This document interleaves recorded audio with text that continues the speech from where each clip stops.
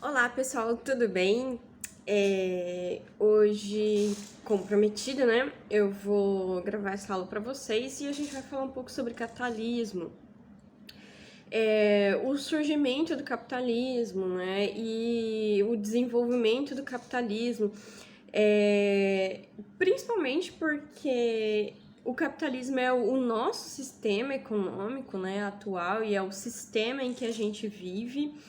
E para a gente poder compreender atualidades, para a gente poder compreender as coisas que acontecem no mundo, né, e a importância que a economia tem no nosso mundo, a gente precisa compreender o capitalismo, né? E como o capitalismo funciona e como isso levou à globalização que a gente tem hoje em dia, né? Na verdade, eu já tinha gravado uma aula sobre capitalismo, mas eu achei que talvez ela não tivesse ficado tão clara e a gente poderia melhorar algumas questões, né? E aí que tô eu gravando de novo para vocês. Mas o que eu vou tentar falar hoje? Eu vou tentar falar sobre o capitalismo e a formação do pensamento clássico. E eu vou tentar falar um pouco também sobre as crises, né? E o próprio desenvolvimento do sistema capitalista, tá? Vou tentar falar sobre isso hoje e vou tentar falar rápido, né? Vou tentar manter ali abaixo de 20 minutos para vocês, beleza? Então, assim, se eu estiver olhando para lá, não liguem, como eu já falei várias vezes, eu fico olhando as minhas anotações, porque se eu não olhar, eu me perco e aí eu acabo falando demais. E aí eu não faço mais a menor ideia do que eu tô falando. Mas beleza. Então, vamos começar lá com as questões do capitalismo, né? E o capitalismo, ele tá aí a partir do século XVII, né? E vocês sabem por quê. Vocês já viram essas questões nas aulas de história de vocês, eu tenho certeza, né? A gente viu isso quando a gente viu o desenvolvimento e a formação do Estado, né? A formação do Estado moderno. A gente já viu isso em outras aulas, talvez em outros anos, né? Mas isso são assuntos que eu trabalho sempre com o pessoal do primeiro ano, né? Então, provavelmente, se você está vendo uma aula sobre capitalismo, você já viu as aulas sobre formação do Estado, né? Então, é aquele negócio, né, gente? Recapitulando aquela ideia de que com as expansões marítimas que ocorrem, né, lá na Europa, vai ocasionar um cambiamento do Estado, né, da forma do Estado, da nação, porque antes a gente tinha as monarquias absolutas, né, e com a expansão marítima, o mercantilismo, né, a gente passa a ter a classe burguesa, né, que apesar da classe burguesa ela não ser nobre, ela não ter títulos, o que ela passa a ter? Ela passa a ter muita grana, ela passa a ter muito dinheiro, né, e ela começa a investir com algumas ações em pró da monarquia absolutista, né? Os monarcas eles precisam de dinheiro para financiar os exércitos, né? E aí para que financiar esses exércitos? Eles vão financiar esses exércitos porque é através dos exércitos dele, dessa força desses soldados, né, que trabalham para a nobreza, é que eles vão estar realizando o recolhimento de impostos, eles vão estar realizando a expansão territorial, conquistando e anexando novos territórios, né? Mas eles precisam manter esse exército, né? E muitas vezes eles não têm grana o suficiente para isso, eles não têm poder aquisitivo suficiente para isso. E aí que entra a burguesia, aí que a burguesia ela começa a se infiltrar nesses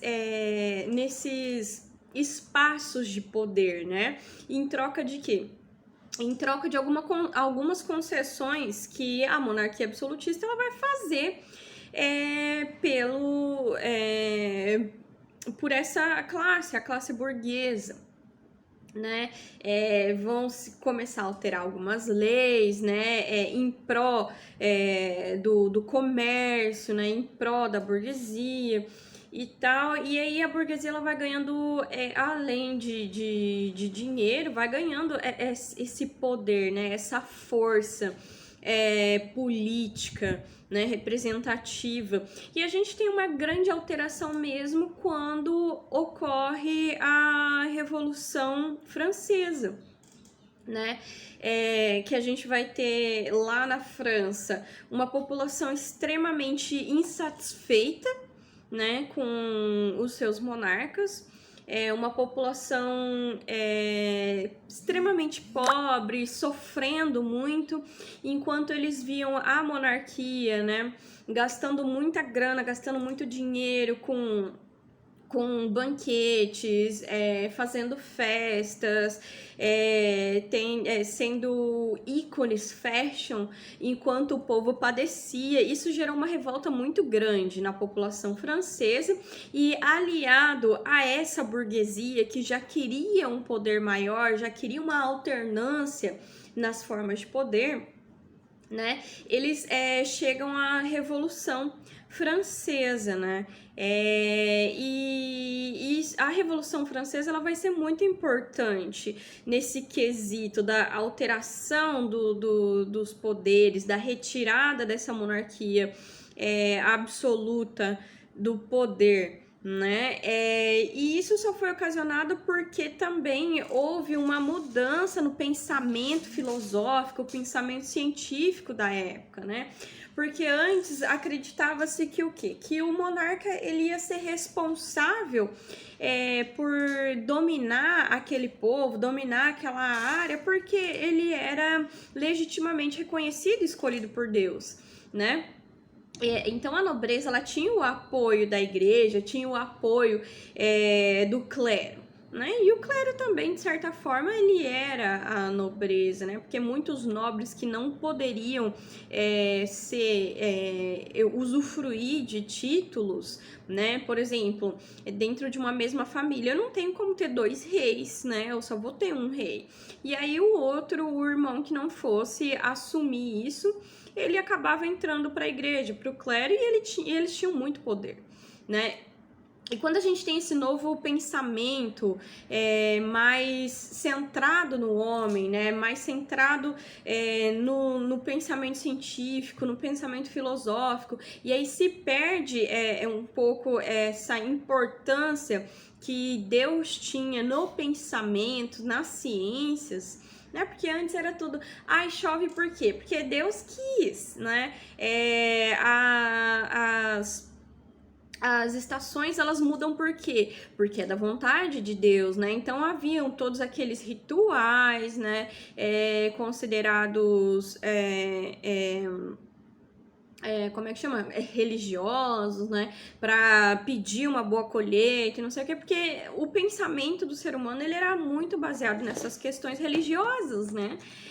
E quando a gente tem Deus nessa posição, né, de poder, é praticamente impossível o homem ir contra essa ideia, né?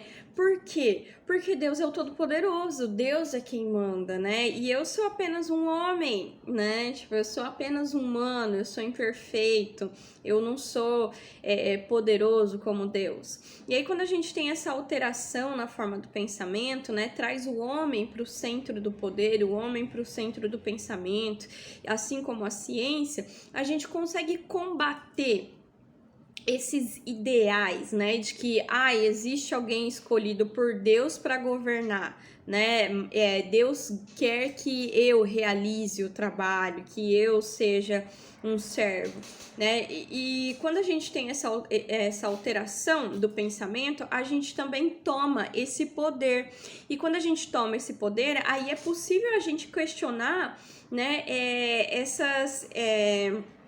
essas posições que a gente toma, né? Esses lugares onde a gente é inserido e a gente a gente se reconhece, né?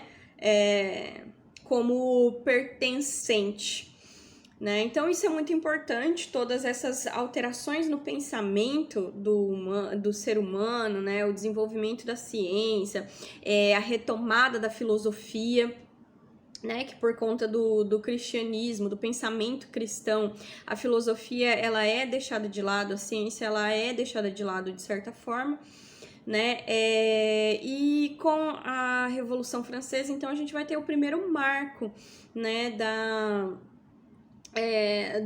dessa alteração da sociedade, né, e aí após isso a gente vai ter a Revolução Industrial, né, que vai mudar a forma de produção, né? Que antes a gente vai ter uma produção ali manufatureira, né? A gente vai ter uma forma de capitalismo mercantilista. Isso vai se alterar, né? O que vai acontecer? Agora a gente vai ter o que a gente conhece hoje em dia, né? A partir da Revolução Industrial. A gente vai ter um capitalismo industrial, vai se produzir muita mercadoria, né? E como nunca foi visto antes, né? Porque hoje nós temos assim uma infinidade de mercadorias. Seja um modelo de alguma coisa, de várias cores diferentes, de várias marcas diferentes. Um exemplo que eu sempre dou é algo que a gente utiliza no nosso dia a dia na escola, uma mochila, por exemplo, né? A gente vai ter uma mochila, uma bolsa, né? A gente vai ter uma gama de valores de mochilas e bolsas. A gente vai conseguir comprar uma mochila a partir de 70, 80 reais e vão ter mochilas que vão estar custando aí 25 mil reais, certo? A gente vai ter mochilas que são simplesmente práticas para utilização, são básicas, mas aí a gente vai ter mochilas de vários modelos, para vários segmentos diferentes, de várias cores diferentes, né? A gente vai ter as mochilas esportivas, as mochilas que são para o uso do dia a dia, para levar à escola, a gente vai ter mochila de personagem, a gente vai ter as mochilas de marca, né? Aí entre marcas a gente vai ter várias coisas, a gente vai ter dentro das esportivas Nike, Puma, ASICS ou ASICS, nossa, é muita coisa, né? Mizuno, e aí a gente vai ter marcas de luxo, por exemplo, que aí já vai entrar uma Chanel, uma Givenchy, uma Hermès, uma Yves Saint Laurent, uma Prada, não sei o que são extremamente caras e luxuosas, né? Mas a gente tem aí N possibilidades de mochila e é isso que a industrialização fornece pra gente, né? A industrialização ela produz mais do que a gente pode consumir, né? Mas ela tá aí para produzir, né, para ter o lucro. Então, assim, tem pessoas que tem 3, 4, 5 mochilas e aí ela escolhe, assim, mais ou menos o que ela vai usar no dia. Tem, por exemplo, mulheres que gostam de bolsas, né, de marca, aí elas vão mostrar lá as influencers, as atrizes famosas e tal, vão mostrar o closet delas cheio daquelas bolsas de marca e tal, bolsas diferentes, de coleções diferentes, a coleção verão, coleção inverno, não sei o que. Então é isso que a industrialização ela vai fornecer pra gente, uma infinidade de produtos, né, do qual a gente não pode consumir, a gente não consegue consumir 100% desses produtos, né, e isso vai ocorrer por conta da Revolução Industrial e vai ser a primeira vez na história do ser humano que isso vai acontecer, né, e vai ser uma alteração muito grande na nossa forma de viver, na nossa sociedade, né? E para pensar essas questões, né, a gente vai ter os clássicos. Quem são os clássicos? Ora, quem? Durkheim, o Durkheim, o Marx e o Weber, né?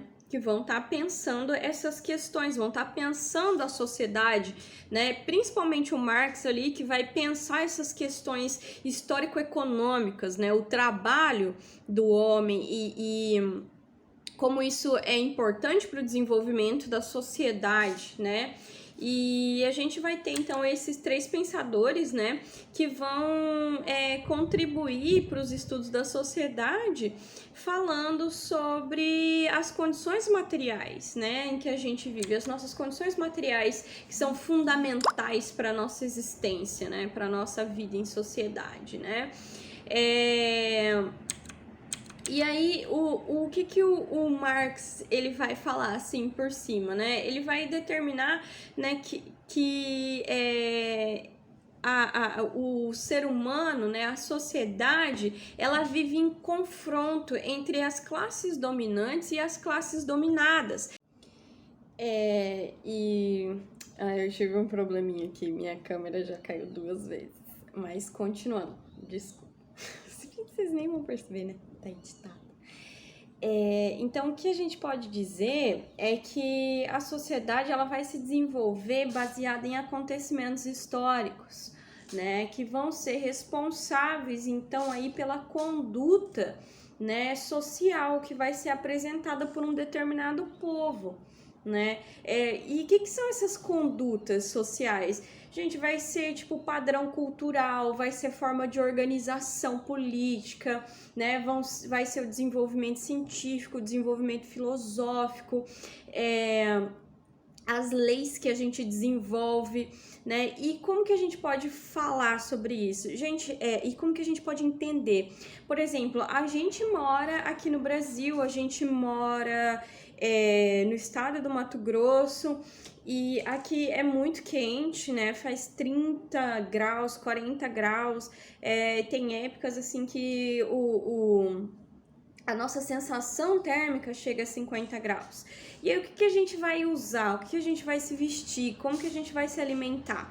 Tudo isso vai ser baseado no que a gente tem ao nosso redor, no que a gente tem na natureza, como que se desenvolve, né, a nossa vida, né? Então, a gente vive num país tropical e num pedaço do país muito quente, né? Então a gente vai usar roupa mais curta, roupa regata, a gente vai comer alimentos mais leves, né? Isso vai influenciar na forma como a gente vive. Por exemplo, o nosso fuso horário é diferente do fuso horário do resto por exemplo, lá para o sul do país, e tudo isso é cultural, né? A forma como a gente se diverte, por exemplo, ir numa cachoeira, ir num rio, num final de semana. Claro que isso antes de pandemia, né? Mas, por exemplo, uma pessoa, um jovem da sua idade que nasceu na Suécia, nasceu na Rússia, não vai viver dessa forma, né?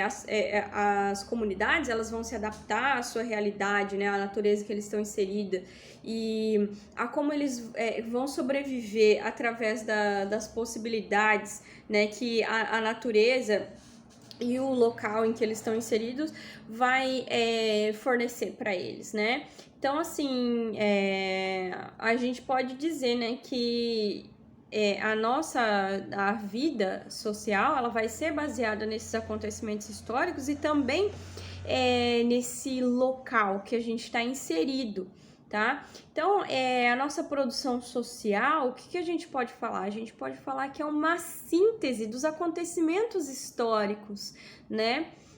Ao nosso redor, no nosso dia a dia, né? E a formação da sociologia, né, inclusive das ciências sociais, ela também foi ocasionada por conta de acontecimentos históricos, né? Porque veja bem, se não houvesse um campo fértil para a sociologia, se não houvesse a necessidade da sociologia estar aí discutindo o nosso dia a dia, discutindo as nossas relações sociais, as nossas relações políticas e culturais, né? Não haveria um motivo para existir. E então, a gente não ia estar fazendo esses estudos. E a sociologia, a priori, ela surge o que? Ela surge em pró do capitalismo, ela surge para compreender e melhorar a produção, né, do capital, né? Então, a sociologia, ela surge para otimizar o capital. Hoje nós temos muitos movimentos que são de oposição, né? As pessoas que estudam sociologia, o pessoal das humanidades, a gente está engajado em muitos movimentos de oposição ao sistema capitalista, as diversas, como que eu posso dizer? É, as diferenças sociais muito grandes, né? Porque assim, dentro do capitalismo, o que a gente tem? A gente vai ter pessoas que são extremamente ricas, bilionárias, né, que tem detentores de um capital gigantesco, e pessoas que estão passando fome, pessoas que vivem na miséria, pessoas que não têm um remédio, não têm uma medicação, né? Enquanto em países ocidentais, alguns países do Oriente também, que são mais ricos, mais tecnologicamente desenvolvidos, tem aí uma expectativa de vida de 80 anos, a gente vai lá para a África, o continente africano, lá em Serra Leoa, por exemplo, a expectativa de vida em Serra Leoa é de 32, 36 anos, se eu não me engano. Eu vou pôr aqui em cima, eu vou procurar e vou pôr. E por quê? Porque a maioria das crianças de Serra Leoa, eles estão morrendo de desnutrição, eles estão morrendo de fome, eles estão morrendo a partir de verminoses, né, que são facilmente tratadas, mas eles não têm acesso a remédio, eles não têm acesso a médicos, né? Eles não têm acesso a uma alimentação, a saneamento básico, né? E isso tudo é consequência do capital, consequência da globalização, consequência do colonialismo, do imperialismo.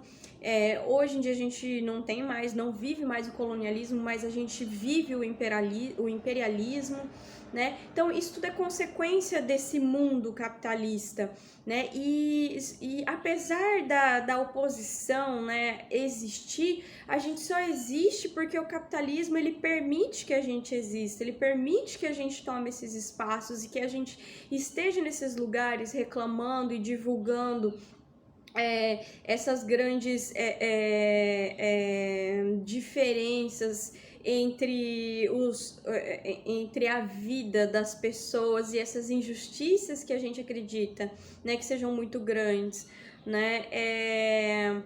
Então, assim, a gente existe, a oposição existe, mas a gente existe porque o capital ele permite que a gente exista, né? E o capital ele vai ser cheio de contradições, o capital ele vai ser cheio de crises e ele vai se reinventar sempre, né? Ele vai ter essa força de se reinventar e de estar sempre mudando a sua cara, mudando os seus teóricos, mudando as suas